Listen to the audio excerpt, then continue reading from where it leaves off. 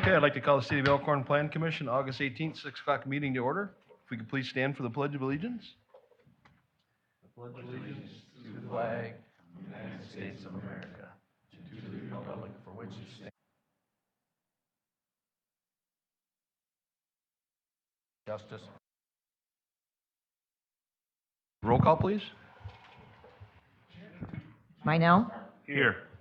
Geisler, Here. Boardman, Here. Stocko, Hunter, Here. Wetke, Lechner. Here. Next, we have the approve the minutes of August 4th, 2022. So moved. We have a motion and a second. Any questions or discussion or changes? All those in favor? Aye. Opposed? Motion passed for the minutes. Next, we have the public hearing and plan commission items for Bruce Kudik, Coods Ltd. Incorporated, Tim Kraus, Black River Bells LLC, west side of Wisconsin Street, north of 840 North Wisconsin Street. We have a site plan, architectural review, landscape plan, and certified survey map. I'll let Bruce explain his stuff, and then I'll open the public hearing before we talk to him. Well, it's listed as public. So it's not It's really just a public plan hearing? commission item. Yeah, it's not a public hearing. Okay, it was just listed as public, that's why. Oh, that's always on there. Okay, But that doesn't mean that we Okay. have one. go ahead, Bruce.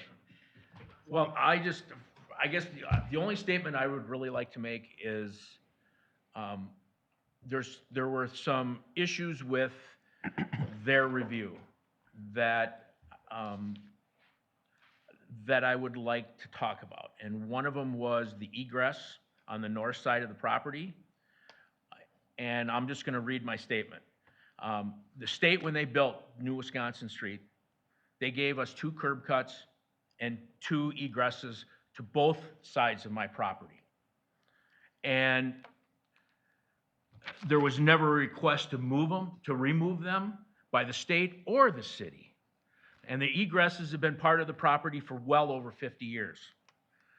Part of the attraction to that piece of property or the properties are because they have both egresses to Wisconsin Street. And as driving down numerous times, I drive down Wisconsin Street and I see all the construction going on at the Century. I saw all the stuff going on at Cycles Plus. I see all the stuff going on at Lockwood's. They all have 2 egresses. In fact, that area is more congested than mine probably will ever be. And so I look at that and I sit back and I look at all those places. The Monte Carlo room has 3 egresses. The hardware store has 3 egresses. Annie's Burger Town has 2 egresses. Napa, who's not in Elkhorn, but they still have 2 egresses. Reed's Furniture has 2. The old bank just north of me has 2. Elkhorn Motors has 2. And actually, they have 3. Elkhorn Motors has 3 egresses to that property because of the easement on the south end. And I guess I sit back and the hardware store has 3 egresses. Monte Carlo room has 3 egresses. And you want me to eliminate an egress on a piece of property that the city has had these plans to since February 23rd of this year. And I guess what bothers me a little bit is the fact that now, crunch time, which they tried to get on this meeting on August 4th and couldn't get in, and we don't find out till the day after the deadline on all these changes. They've had the plans that they presented in February. February 23rd is when they initially came to the city with their site plans. And all of a sudden now, at the end of all of this, they want us to eliminate an egress that they've made their plans. And basically, to me, they'd end up having to redo their whole site plan, which is going to delay it. I signed an offer to purchase with them a year ago, September. It'll be a year in September that we've been dealing with all of this. So I'm hoping that's one. Then the other thing I found out after reading all this is they want us to put in a water main, which I believe is for a fire hydrant on a road that I'm not building. Okay, if you look at the plan, the site plans show the 2 roads. This conceptual plan is almost identical to the one that I presented 10 years ago to this board. And I agreed to put in the roads going to the back. I had no issues with that. And I don't plan on developing it or putting any of those roads until I have someone that's gonna buy the back of the property. And they want me to put in a fire hydrant to, or whatever the water main is to the back of the property when I'm not building on it. When I sit back, and it was 10 years ago, 10 years ago. And now all of a sudden, now we have to do this, when, if it took 10 years to get one lot sold or one business to come here after losing 4 businesses on the other parts of the property because of all of this delay, I don't understand why we have to put in a fire hydrant either. When there's a fire hydrant, and I have pictures with me that I took this afternoon with a fire hydrant right directly across the street from the property that we're talking about that Taco Bell wants to go on. So that, I hope that we can get this across the finish line. This is really important. I mean, it's tax dollars for the city. You're employing numerous children, kids from the school, and we're sitting here a year later from the time I signed the offer and going through some of this stuff. I just don't understand. So that's, I think it's a great plan. I think what they're doing is it's awesome.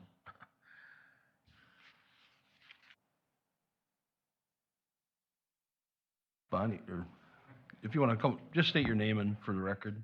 I'm Reed Jans, R-E-I.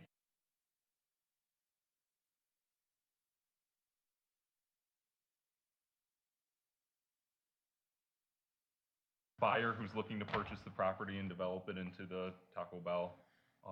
Basically, been communicating with Bruce and city staff, over the past year or so here. Just wanted to thank you all for being here and having this discussion with us. Basically, I think Bruce very clearly covered the existing access there that we're basically just looking to adjust slightly to fit our development with those 2 points of access off Highway 67 there. And I guess the other, and he touched on the fire hydrant as well, that initially did come from a comment from the fire chief, so maybe that's a discussion that we can further along with the fire chief as far as what fire requirements there may or may not be, but I think you heard from Bruce that I think the fire chief may, I don't want to speak for him, but he may have been, more thinking about future development, which Bruce is clearly leaning, getting this current development in place as the first does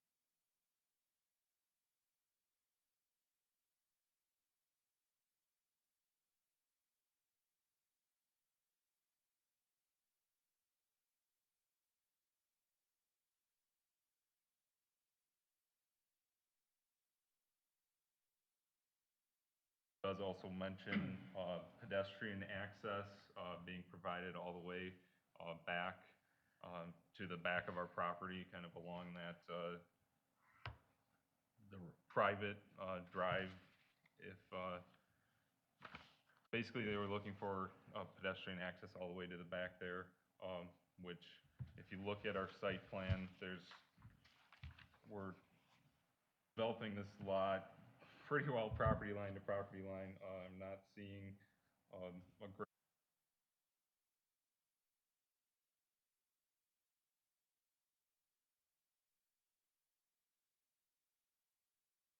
drive lanes in that private road to the future development that we were transitioning grade over in order to get all the grades on the site to work.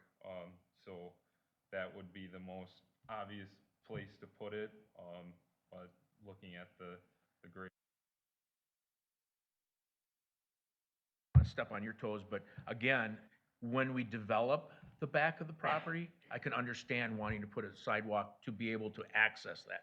But until we actually build it, I don't know why they would have to do that at this point.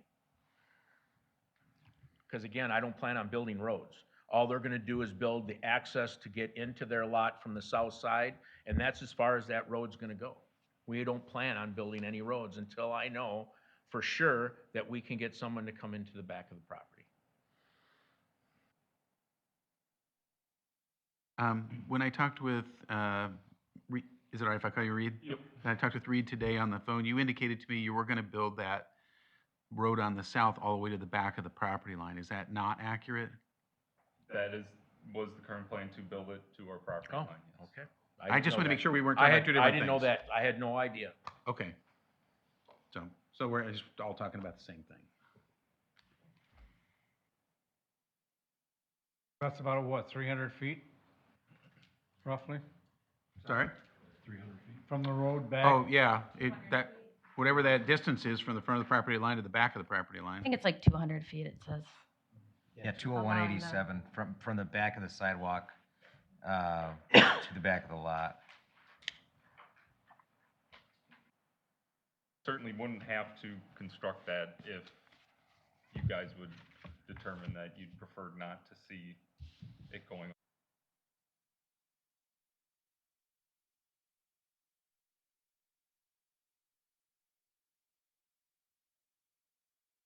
Would you like to?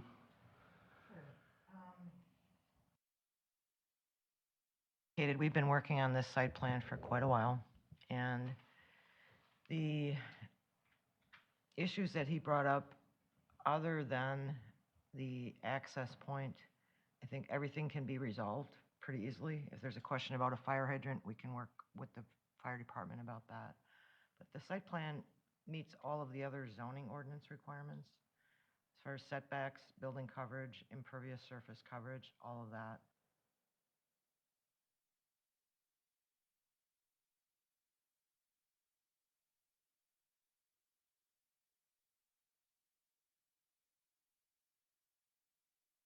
That's the sticking point right now, is whether or not they should be allowed to have the north access, or if they should attempt to redesign their site.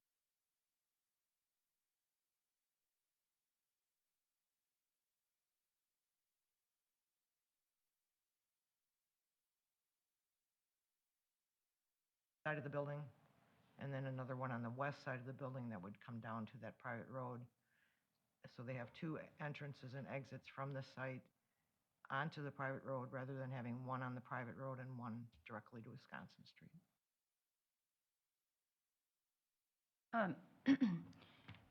So there are really two things at play with this development. There's a CSM, which is the split of the land from the larger parcel. This parcel is a little less than an acre. And then there's the site development plans for the Taco Bell itself. And per the CSM requirement, when you split land, you need to look at the overall master plan, which is why we needed that to review. I don't think we got an updated master plan until late in the game, probably a month ago. July. Of July, okay, about a month ago, less than, a little less, okay. The original, we do have the original master plan, as Bruce alluded to, was maybe, I can't remember the time frame. That was before my time, but Matt, if you want to bring that up.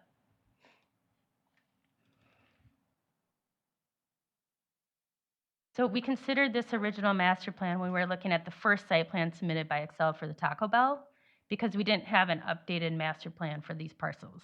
You'll notice that on this master plan, there's only one direct access. There's a road that comes around. There's a private road that comes around, and there's no driveways showing off of Wisconsin here. So that was one of the things that went into play in looking at what was the original master plan for this area. There were two concepts. I think if you scroll down, there's another concept. Also, it doesn't show any driveways right off of Wisconsin. It just shows the private drive. So Curb cuts are still there. I never gave those up. The Well- curb cuts to those lots are still all there. When that's because it's an aerial, but when I'm looking at the blue lines depicting the master plan, I see just the entrance and exit based on the private road that loops around. I don't see any driveways accessing those lots. It is a master plan, it's a concept. So we looked at this. We looked at this master plan showing detention required for the developments. And those are the things that we wanted to ensure that this Taco Bell development incorporated into their plan. How is it going to work with the parcels in the back? What is the ingress and egress going to be like off of Wisconsin Avenue? It's true, there are a lot of parcels that have ins and outs. In talking to our traffic engineer, this is a principal arterial classified by Wisconsin DOT. And in their facilities development manual, it gives guidance for ingress and egress.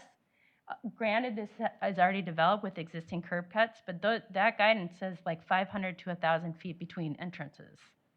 That's a lot. We're not going to get that, even with this development, if we had just limited to the private road access. But every time you have an ingress or egress, you have a decision-making point. And when you have a lot of traffic and you get more traffic and you're not yet warranted for signals, it's delayed when people are coming in and out of the ingress and egress. So we're looking long-term with this master plan, which is what the CSM requirements are calling for. How is traffic, how are you going to facilitate access to those back lots? How are you going to deal with stormwater for this master development? Those things are required as part of the CSM. So that's, it's not just a 1 acre site plan. It's a bigger picture for a CSM split. Also, so there's the ingress egress. We have worked with Mr. Kudik and Batterman to provide stormwater for the Taco Bell site on the Kudik property. So the Taco Bell site, while you don't see any stormwater pond there will be a stormwater. It's over one more, Matt. Right there. Nope. A little farther. Where it says west. detention. Yeah. Yeah. So they do have plans for that. I've seen and approved the stormwater plans for the Taco Bell site. It is located in a position now that would facilitate stormwater for other parts of the development that would drain there. Should this master plan, be developed, it's in a good location. It's not where they're intend to maybe put a future building. Could they change that? Well, they could in the future. They could change that, but we have a plan for the stormwater. So in getting back to my note, since the beginning of our review on the concept plan, we asked for this overall master plan, which we got about a month ago. And that completed our review, and we met as a staff. And it was my understanding, and I had kept saying in my reviews of the site plan, you need to get a letter from Wisconsin DOT. DOT needs to look at this. They need to comment on the site plan. In my error, it's not DOT's jurisdiction. It is a connecting highway, and Matt and I talked, and I'm more clear now on what this stretch of Wisconsin Avenue or Wisconsin is regulated by, but it's a city jurisdiction, and city can determine the ingress and egress locations within this stretch. So when that became clear to me, that was my my misunderstanding. When that became clear to me, came up the situation of, okay, how do we want to look at Wisconsin? And how do we want, let's look at the FDM. I talked to our traffic engineer. What does he recommend? We showed him just north of here where we have like the grocery store and McDonald's, those are all off a private drive. Lessening the number of decision points on Wisconsin, making it easier to analyze points where we'll put a signal in the future, say, if one is needed. And also, the ordinance does allow the Department of Public Works to make a decision on the number of driveways. The ordinance actually calls out 1 driveway per parcel unless approved by the Public Works. So in understanding and taking in the whole concept plan, it appeared to us that we could help the health of the traffic on Wisconsin Street by having this master plan, if they're going to put in this private drive as it shows, then this site could be served off of the private drive and eliminate yet another ingress or egress on Wisconsin Street. So our response was to have them look at a new site layout to do that, so that we could facilitate the needs of the city in this stretch. The sidewalk comment, when you go back to that overall master plan, you see the sidewalk like dead ends right at Taco Bell. And I think this is the time to consider pedestrian access for an overall development. There is no other time once this site is built, that, like you said, you can see it's wall to wall, you know. There's no really other time to plan that. So that comment came in late when I saw the master plan, and I realized that there would be no way to access that on pedestrian, pedestrian access through there. The private drive is narrower than our public roads, so it doesn't allow for your typical terrace and sidewalk installation. That's correct. The requirement for the fire hydrant was from the fire department, and it comes off, it's like a 12-inch main coming off, and that kind of brought in a whole nother set of comments, unfortunately, when we saw that that was going to be a 12-inch main, because that requires, it's a public utility. And so we have to, it's not a flexible tubing that we can just kind of snake through. We gotta see a plan and profile for that. We have to see separation from existing utilities, and we have to verify those things. So that was another one of my comments in this last review letter.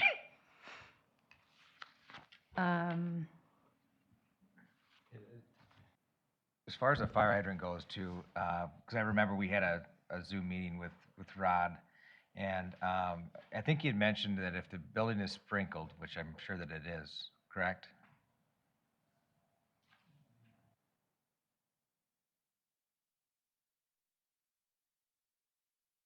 I think it would have to be, wouldn't it? Any new building nowadays. I think that's probably a state law. So with it being sprinkled, that's where I think it was 75, but don't quote me. I'd have to go back to see what Rod's comment was, if it was 150 or 75. I don't know if you remember, Reed, what his comment was. I remember when Rod was in our office and we were talking about it that day, he said that the hydrant had to be within 75 feet of where the water service comes into the building. Yep, if it were sprinkled, yeah. If it was sprinkled, I do not believe this building is sprinkled. Fire hydrant directly across the street from But that lot.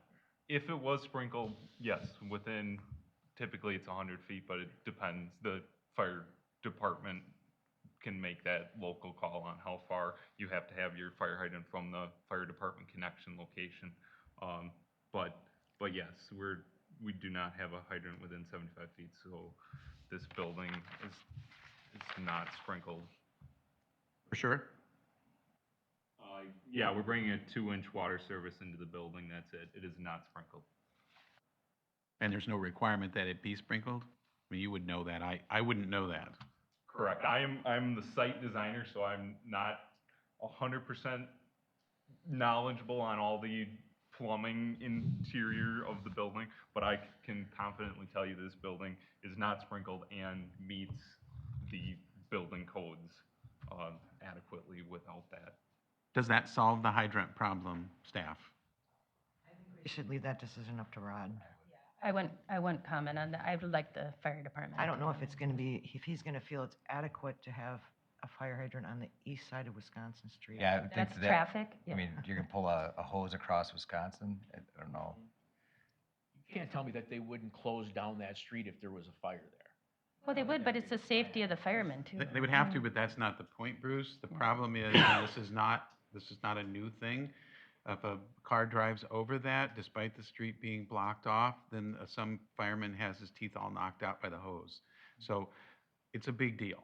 So We can work with the fire chief on this. I do have a printout of the email comment from that spurred a lot of this. It was an email from Rod Smith to Bonnie, at Bonnie, I've reviewed the Taco Bell site plan. I would like to see a fire hydrant placed on the south side of the proposed roadway, preferably toward the west property line. The water main will also serve the future development of the property. I would suggest a 12-inch main. Is there any other fire hydrants on the west side of Wisconsin Street for any of the businesses that are there? From Market Street to all the way through town on Wisconsin Street, are there any other fire hydrants on the west side of the street for any of the businesses? The reason that I don't think that matters is because is the same reason I think when you recite all the multiple access businesses that already exist on Wisconsin Street, you're actually arguing against your position. Because what Naomi is saying is the DOT directive that we have is to limit and be very selective in the accesses that are granted.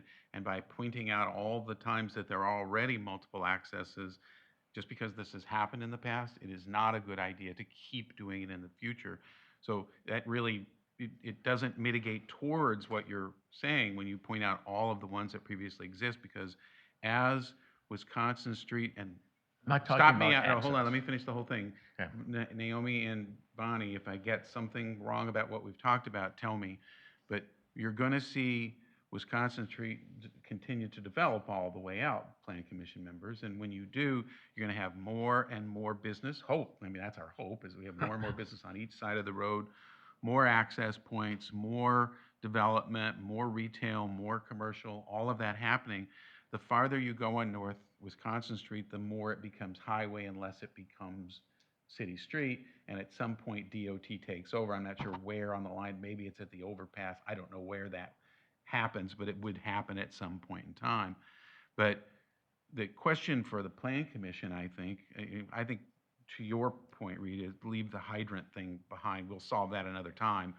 But this access point is, I think, the principal issue that we're dealing with tonight. In my view, the main thing sounds like it can be solved too, does the Plan Commission want to follow the directions of its staff in making these recommendations? I know Adam was in on that call. He couldn't be here tonight, but he was in on the call and seemed coalescing around this point of view. So, you know, you're going to have this problem, and if you agree with the position that's being taken by the seller and buyer's representatives here, the next one that you're going to have, your argument gets stronger, and the next one that you have, that argument gets stronger. So every time that you deal with this, you're going to have the same issue. And the point he's made tonight, again, makes that argument. Right, and the only point that I'm gonna make is that regardless of what the west side of the property or any of that conceptual plan or whatever it was, those two egresses were there, and their plan that they presented to the city, they presented on February 23rd. And it took them until this review on the 29th of July to make this decision that they need to close it down. That's my point here. Because to me, it's not fair to them. They've spent a lot of money to try to come and do everything that was asked of them. And now, at the end of the game, when we want to get this across the finish line, they need to close this down. I don't think that's fair to them. And I don't care, I mean, I understand, I know on the south side of the property that that's the way those two lots are going to be, but this is almost a done deal. And to wait from February 23rd or 24th to the 28th of July to try to determine that now they need to close that down, that's not fair to them. That's a lot of money that they're spending on these people to make this stuff. So, I mean, it is what it is. It's just very frustrating that it takes a year to try to have a business come into Elkhorn that's going to provide tax dollars and provide employment.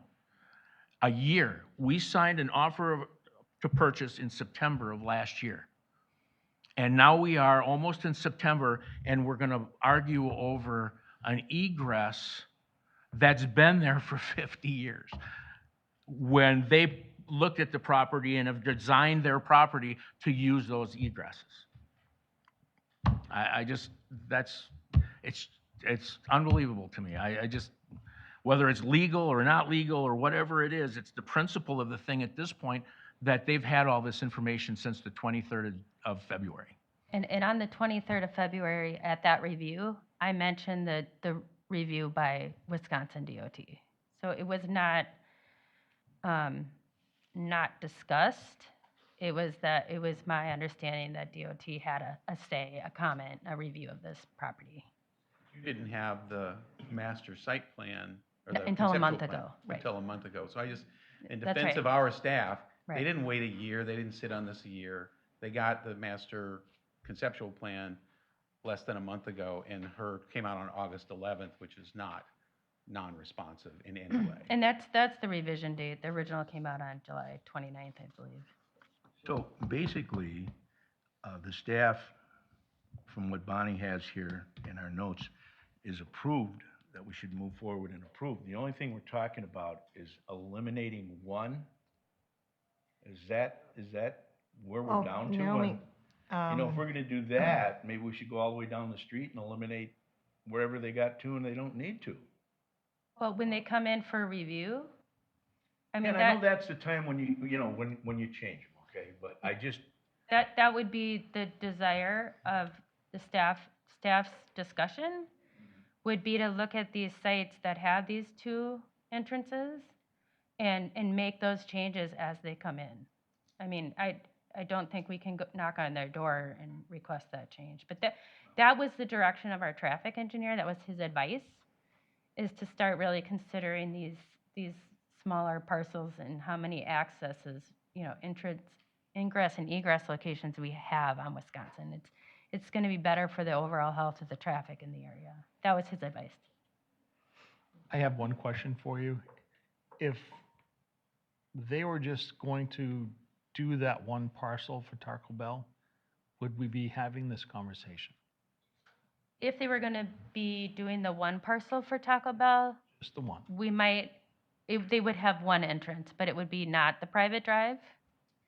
It would be just their one entrance. We would still have the discussion, but they would have to come off Wisconsin. They wouldn't be able to come off from the south. Correct, so we wouldn't be talking about sidewalks and all that other kind of stuff, though? Without the master plan, Well, if It we is weren't nice to talking master have- plan, I'm just saying if they were just doing that one parcel, would this go away, the I think- discussion? I think the sidewalks are a good deal. I think they have a sidewalk along the front. I think there should be pedestrian access to the place of business so that people can walk up and order through, if they came along and maybe went through even the parking lot. I think that should be striped, and I think we should have that pedestrian access. Would we request that they bring it all the way to the back? Not if we didn't think there was going to be development back there. Okay, I'm just saying, because we did the exact same opposite for McDonald's, and then when they expanded, then we made them put the sidewalks in. just in the front though, not along the side. Correct. That's Yeah. why I'm just saying, Yep. I understand the concept-wise, I'm just saying that this seems like a great idea, and do we take one chunk out to make this fit, and then the next phase, we change things? That was my only question. Talk about the next phase, like almost like I call it maybe like an amendment to it, that when you do start that next phase, this is what you gotta do. You know what I'm saying? To me, it's almost the same thing as. But we still have to start before we can get to Right, phase exactly. two. Yeah, I think, I don't know if it has been made clear, is that they're not proposing to use the two existing access points. If you look at the master plan and you look at the aerial photo, the southern entrance, which is the private drive, clearly is being located in a different location than the existing driveway access. And the northern one has to also be shifted slightly. So they're not developing it and using the existing access points. They would be moving them, correct? Correct. Yeah. Taking them out, basically, and moving them Moving them to where it fits into to the where it plan. fits. Correct. Well, I don't see anything wrong with that. By 15 feet? 20? 7 on the north side. 7? I believe it's 7 feet on the north side.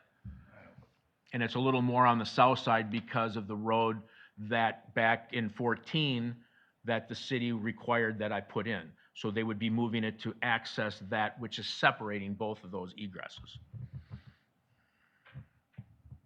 Yeah, you know, to your point, it would, if you were gonna consider this as, you know, kind of the first phase of the development, and then you look at this, the CSM will come before you, and it should be reviewed against the master, you know, the overall master plan, and, you know, held them to the, you know, what I would hate to see is have this one have 2, and then we get to the next phase, you know, we get down to the south, and now, oh, no, we don't want to do this, we also want entrance off Wisconsin Avenue, where we're not eliminating any ingress, egress. That's, You know, I was, to hold it to the master plan for the future development. see, and that's what I was wondering is, I meant to say really, being contingent, is there something where they could put in language that when you do get into that next phase, saying we can get past this first one, and it's contingent on obviously having that when they get there, but at And, least. we and can really, get if the- you look. Hold on, Bruce, Okay, let him I'm finish sorry. his whole thought. I know, I'm sorry. Thank you, thank you. But again, just the whole goal is at least we can get this started, and kind of, I think we would find a way to meet our own requirements by making it contingent when they do get to that. I mean, I don't know if that's even feasible, but Well, do you guys do it that way? it looks like on the other end, there is only gonna be one Correct. access. So, I mean, it could be made contingent that if they do develop down there, they are only allowed one, according to this plan. And according to the plan, I would agree to that then. I want to get this one across the finish line so Well- we have, My personal, I would like to see this project go forward and not go backwards and we lose it over fighting over a little entrance back and forth when the consensus so far, a couple of the council or plan commission members agree that to. Just from what move I've forward heard. Yeah, I would, and leave the 2 there, you know. For clarification, basically, Naomi is saying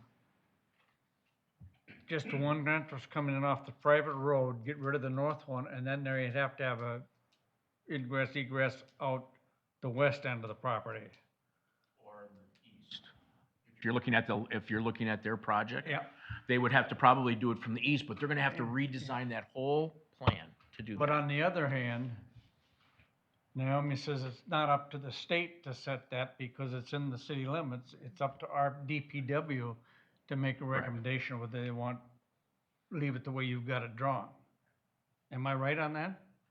Yeah, in the ordinance, DPW has, can allow, you're allowed one access. DPW can approve a second access. Definitely put this all on Matt.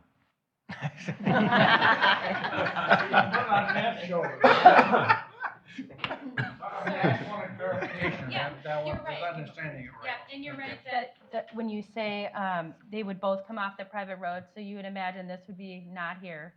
You would come in to Taco Bell, you might go around the site like this and come out here. And then out. Same way as Culver's. Problem Yes, is that that's was- their drive-through for their ordering online or ordering, and they have to go through to get their food. Well, there would be some modifications, that's correct. To the Yeah, plan. you wouldn't be able to just eliminate the north entrance. You would have to- Clearly, it would have to be redesigned. We know that. And like I said, it's been there for 50 years, Yeah. and But both of them have to be moved, right?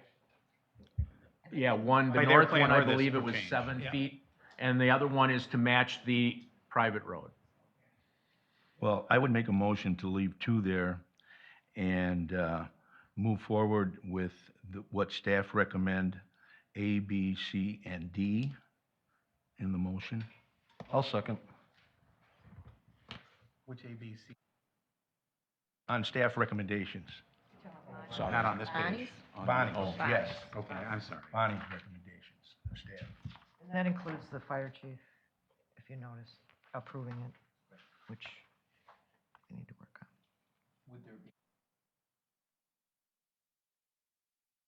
Nope. Plan Commission, any other discussion or questions? Roll call, please. Yes. Yes. Boardman. Yes. Stockel. Hunter. Yes. Wettke. Yes. Lechner. Yes. Motion passed. Thank you, Bruce, and Thank you very much, you guys. I appreciate it. Good luck. Yeah. Oh, I'm sure I'll be here again. next we have Jason Tadlock, the school superintendent, and Chris Clapper, Elkhorn Chamber of Commerce. Little presentation. Sure. Thank you very much. I appreciate it. Take care. Good luck, Bruce. Can I hand it over to you, Jason, if you're ready? Thank you very much. Ready for it to be presented from your screen? Yeah, All right. Well, welcome and thanks for coming back, Jason, and yeah. presenting this to, we thought it'd be a good thing that the Plan Commission did see. I know you did council and gives everybody's Yeah. eyes. No, I appreciate it. I expanded it a little bit, and I don't know, if it had been a Taco Bell Long John Silver's, I bet that would have gotten approved a lot sooner. Maybe Arby's. Combo, how do we get that done? But, all right, anyways. How many new egresses you want to your high school? Well, no, we got 3, right? One too many.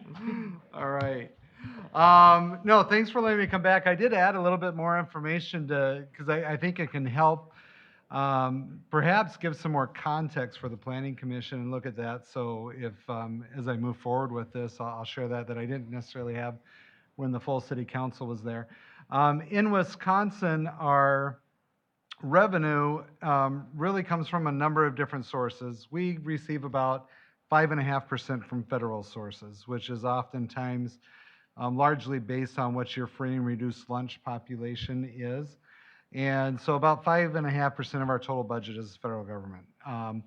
Aside from that, everything else comes from the state level. And we have what's called a revenue limit, which back in 1993 under Tommy Thompson, the QEO law was passed, which means a qualitative economic offer.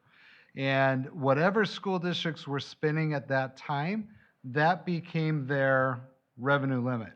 And that's where their base started. And then they can only increase that revenue limit from year to year based on what the state says, here's how much more per pupil you get, or as you add pupils. So Elkhorn at that time was, a lot of districts handled it differently. Elkhorn was a very, I would say, frugal or on the lower spending in the state at that time in the early 90s.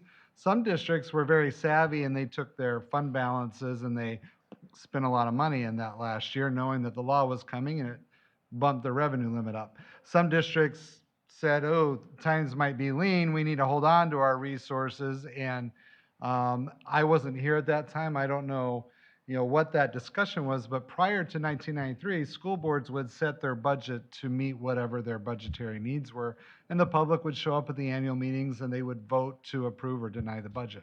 Since then, though, the caps have been there, which my understanding is I think city entities are in some sort of similar formula in regards to a cap. So knowing that our revenue limit is really dependent upon how many students we have, for a long time in Elkhorn, since I arrived in 2013, we had stayed, statistically almost bizarre, within 20 students up or down year after year after year after year. However, we've start to see a sharp decline in the past couple years in that. So the blue represents resident student population over time. The red is open enrollment. So we receive from the revenue limit, the state gives a certain percent for our local tax for our budget, and then the rest is made up by local tax levy. And then the red, we receive revenue for each open enrolled student. So right now at this point, we're around 3,700 students this coming year, of which 700 of them are open enrolled roughly, or a little more than that. Any questions on that chart? I think what it shows, though, and what's a little concerning is our downward trend there. And we would be in serious, if our open enrollment was like it was when I first came in 2013, we would be in serious budgetary issues. I'm talking like Palmyra Eagle type, because we now generate about $6 million a year in net open enrollment revenue. So if we didn't have that net open enrollment revenue, and those are students filling seats that were empty. We don't really go out and hire for that. We have a certain space limitation, and they can only take those open seats. We would have to be, cutting the budget by roughly 6 million and/or going to referendum for that. So student population, the point of that slide is really critical for us in maintaining it. And districts in Wisconsin really need a slow growth, or they're kind of die on the vine. Jason, Yeah, Do you have room for more students, or are you we pretty much do. maxed?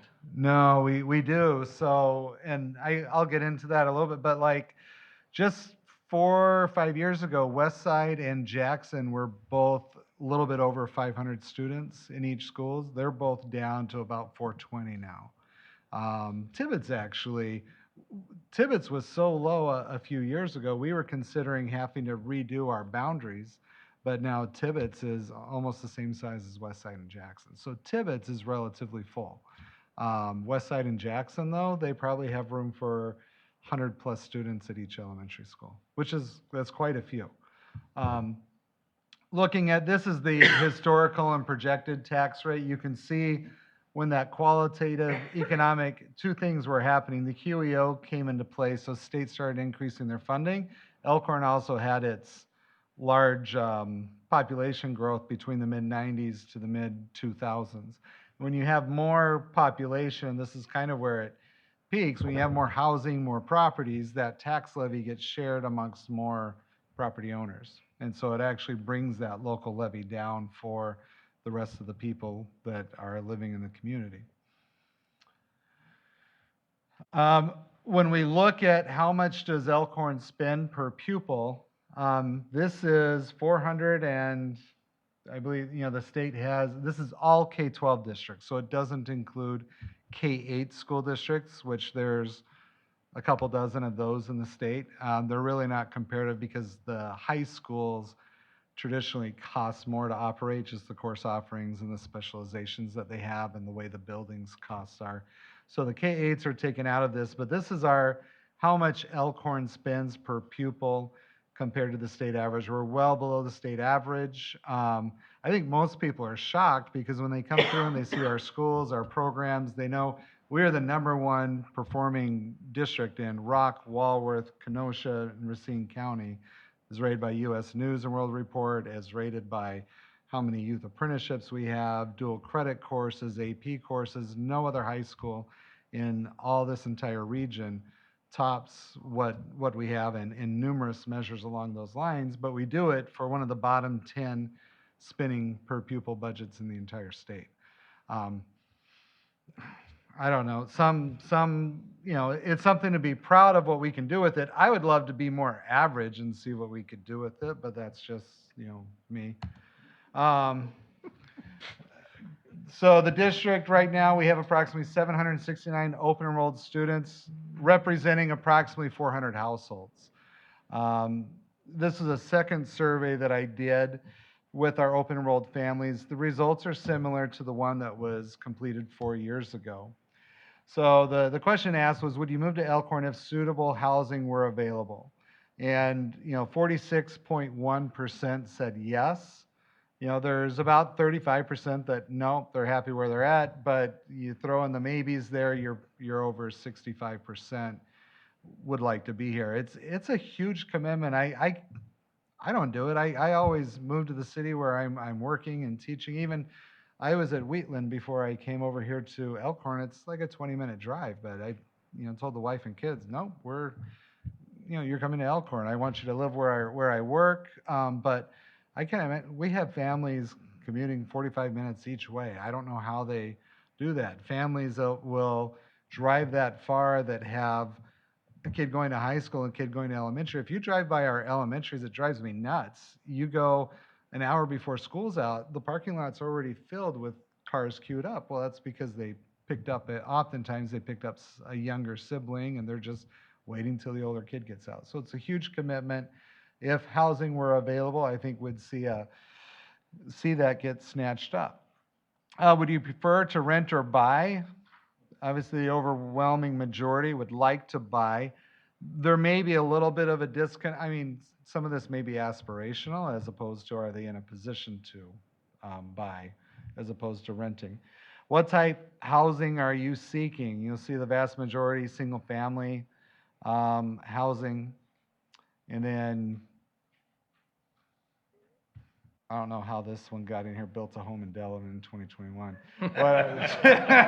Must have included all the others, but so that's why there's so many selections. I didn't put that in as a survey option. Okay.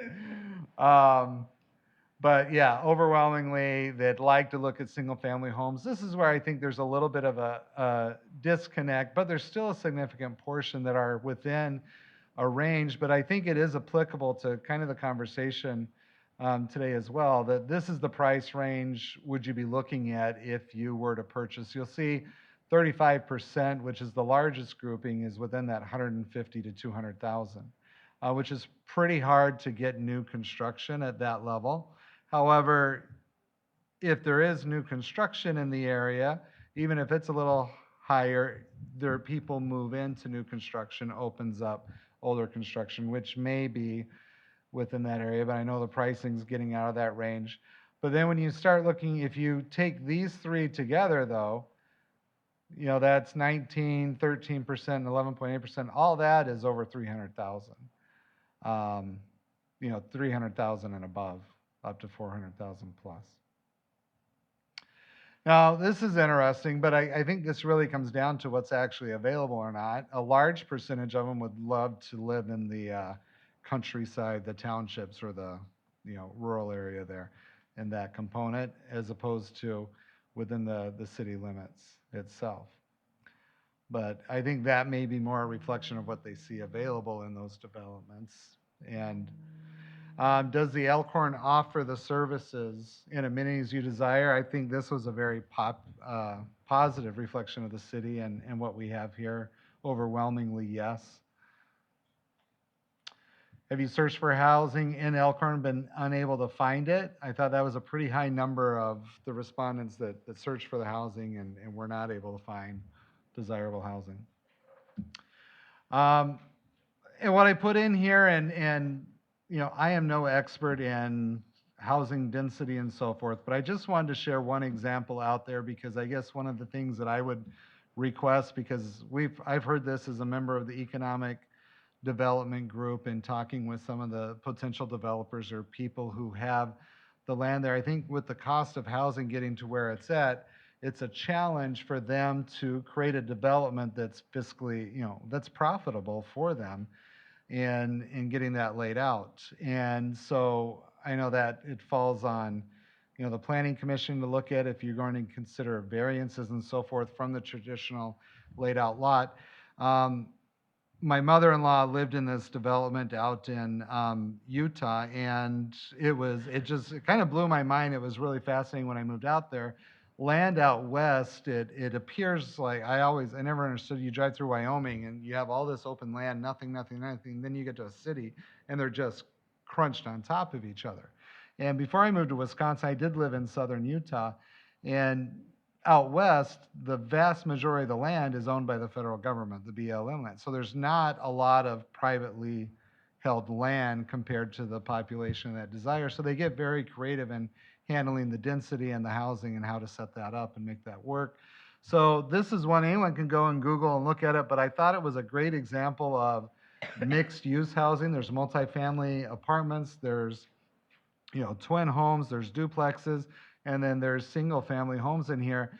But what really intrigued me was how they handled the density, yet gave the individual homeowners the privacy, and they're very nice homes. They're not cookie cutter, but they use some very creative ideas, which I haven't really seen these type developments in the Midwest or in Wisconsin yet. But I think, when looking at variances and so forth, perhaps some developers could get a little more creative in how they do that, where they have the properties going around, you can see in the aerial, but then their driveways and so forth are actually in these alleyways on the inside, which gets them, because they don't really have the backyards, but they have the yards that go around.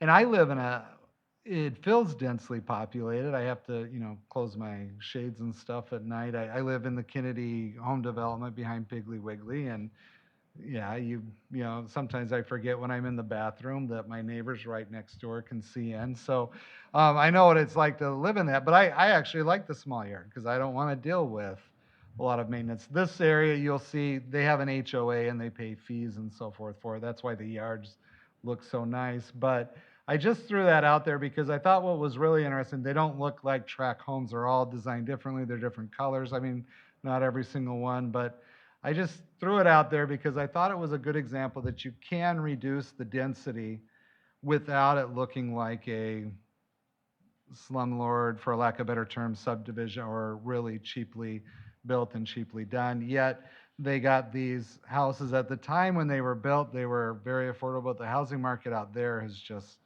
gone insane. So, I mean, if you went to Zillow and looked, like this house would probably be $550,000 now.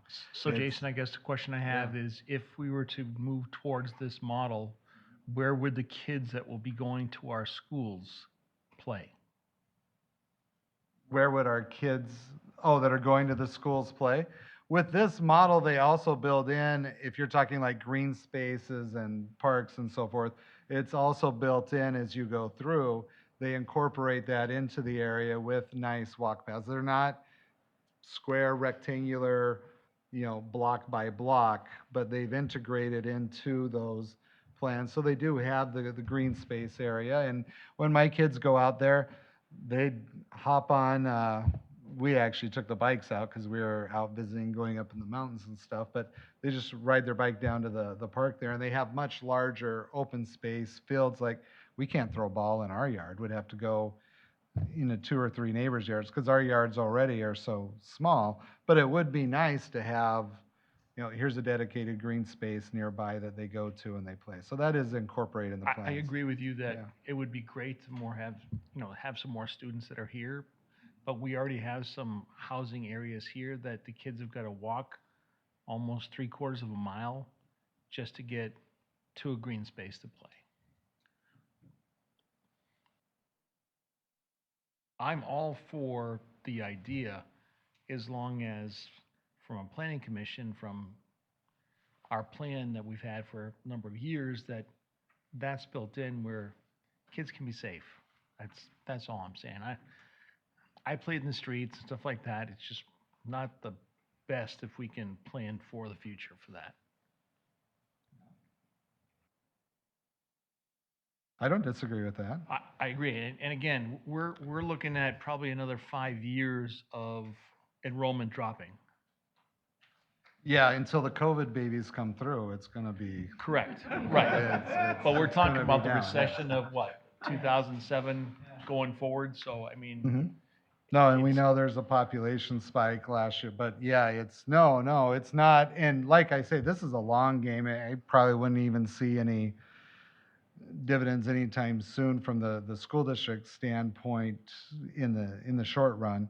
But even with, like, I know there's a large development that I think it's either been approved or still in the works down by the DMV. We checked with East Troy because it's the same company that put I want to know, well, how many students did, East Troy get out of? I think they had 380 units over there in East Troy, and it was 32 students that lived in there.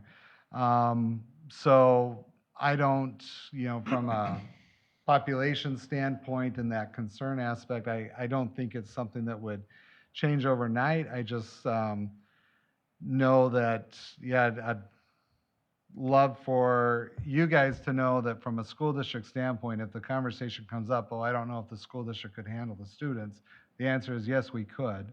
We would love to have more students. We have space in our buildings for more students. We also have other plans if we do start to hit a spike in growth in that would enable us to further launch an additional charter school or two, which then also gives more choices and parent choice and opportunities, but, um, helps draw down the population in the traditional school model as well. So we have plans that we can handle it. So I would never want the planning commission to look at a development or a variance from what your plans are and think, oh, I don't think the schools could handle that. I would come back to you right away if it's like, hey, wait a second, we need to hold on here. Because ever since I've been here, we hear of rumors, oh, Shodine's gonna put in 100 homes, and they didn't, or it's just like, almost there, almost there, almost there. And we are, the last 2 years, and the state did zero revenue limit per pupil for an increase. It's all districts in the state are gonna hit a fiscal cliff that no matter what the student population is, it's not going to help. So we'll have to look at other areas, but just wanted to share that, that perspective there. And Jason, to that comment, from the economic standpoint, for the EEDA, I also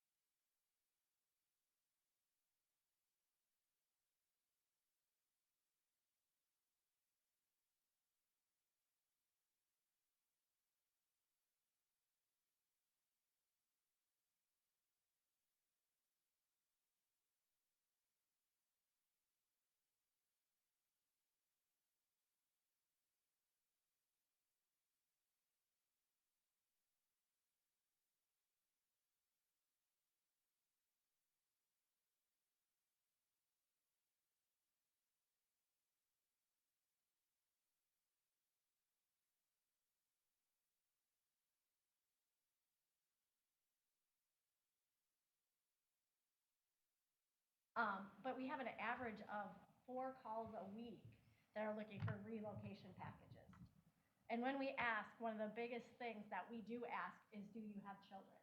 Because then I know here or their retirement. And a lot of times I can guess that by their voice.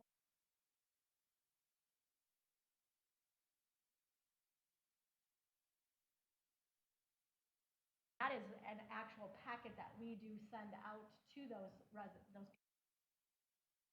just phone inquiries that call us and ask us about rental. That's on an average of 8 calls a week. So we're looking at 200.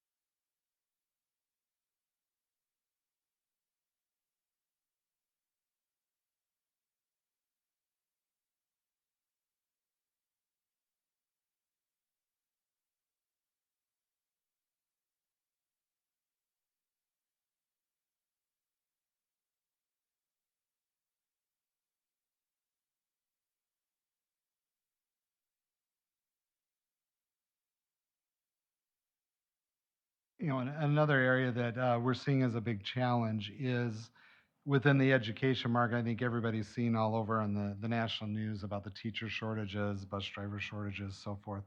I think this past year, in the past, I mean, Elkhorn offers a very competitive wage from the market standpoint. And in the past, school districts wouldn't be inclined to hire a veteran staff member, which we have a lot of veteran staff members in Elkhorn. So 3/4 of our staff are in our furthest over lane because they've been working, they've got 15 plus years, 20 plus years of experience. So they make over 64,000, 65,000 a year. And in the past, those salary and wages were safe to not be hired by other school districts. That's no longer the case. And so what we're seeing is our teachers who can't find a place in town or who are living in, you know, McGuanago, or a lot of them used to live up in that Milwaukee corridor, Muskego, in that area, where those districts in the past wouldn't have offered them that dollar amount to come in as a new to that district. Now with the shortages, it is. So it's a much more competitive field from that standpoint. So it is more concerning for us as we've seen the applicant pools shrink significantly. To give you a feel for an elementary teacher position, when I came, we'd have 250 to 300 applicants. Really hard to get in and even get an interview. This last summer, I think the largest applicant pool we had for our elementary positions we had open was 28, 29. And we just filled one, you know, where a teacher, I went to another district this past week and we had 5. So and that's our most populous teacher pool, period. So we're seeing a significant difference there. Housing that's affordable and or within the range of teachers would be greatly appreciated too, because we're more likely to hold on to them. If they have to live in the Milwaukee suburbs to find their affordable housing, they'd be crazy not to jump as soon as a good paying job opened up. That's all, unless there's Told other me once questions. that you don't know you're gonna have a teacher hired, really hired, until they show up in classroom teaching that day, because they might take another position even though they've been offered and accepted your position. Isn't that correct? That's, yeah, it ain't over till it's over. I mean, we had one who came out of being on a leave for a while and then, you know, was staying at home with the kids, and 2 days in, is like, whoop, I'm out, no good. So, no, but usually the teachers are pretty, we get a lot of stability. We're fortunate in education because once they're in for the school year, they're usually locked in for that school year. But you're right, up until the day school starts, and I don't begrudge them. I tell, if that's better for you and your family, you need to go and do that, and I support them in that. But yeah, it's changed because some of the hiring, firing timelines changed as well, and it's much more of, you know, with Act 10, it's become a very much a free, unlimited free agent market. There's no player control or anything like that in the sporting fields. It's just unlimited free agency. Yeah. So. I just wanted to say thank you both for. I love stuff like this. I'm a total geek for it. So honestly, there isn't. You both know what I do, and there wasn't anything I disagreed with. This was phenomenal, and really the whole proponent of this entire economic situation we're in. And I do believe that I'm 100% behind you when it comes to putting in something like this and hopefully getting more things approved. I mean, I think a few years back when this whole COVID thing was in effect, I know your attitude was let's get these businesses going and people, you know, making revenue, and obviously with the schools, you know, I'm 110% behind you. I love Elkhorn. So I wish you guys all luck, but I know this must have been some time, so thank you for, you know, putting it in. One more piece I would throw out there. If you're ever looking at TID or TIF districts and you're wondering, because the school district's one of those that has to be on the committee to approve it, I would wholeheartedly support it for housing and that aspect. I believe that's a long game. And if it puts something in where, you know, that does come on the tax revenue books 10 years down the road or 15 years, it eventually does. And if that's what's needed to help in some of that development, get that started, I'll always be supportive of it, because I know that in the long run, it does pay dividends down the road. So, thank you. Commission members, have any questions or anything else? Well, thank you, Jason and Chris. Yeah, thanks, guys. Before we Girls. move on to the next, we have to go back. Ken, I need you to amend your motion because we did not say the certified survey map to move on to council. We need that in our motion. So if you could amend. I will amend my motion to say that the certified survey map moves to Forward. council, Yep, forward to forward. council for approval. Yes. I'll second that. Okay. So roll call again, please. Vidal, Yes? Geisler, Yes. Boardman, Yes. Stocko. Yes. Hunter, Yes. Watke, Yes. Lechner. Yes. And thank you, Sherry, for catching that so we could get that moved forward for him. Next, September 8th meeting, is that still on the, probably, okay. Do we have a motion to adjourn? So moved. We have a second? Second. All those in favor? Aye. Opposed? Meeting adjourned. Thank you, everyone.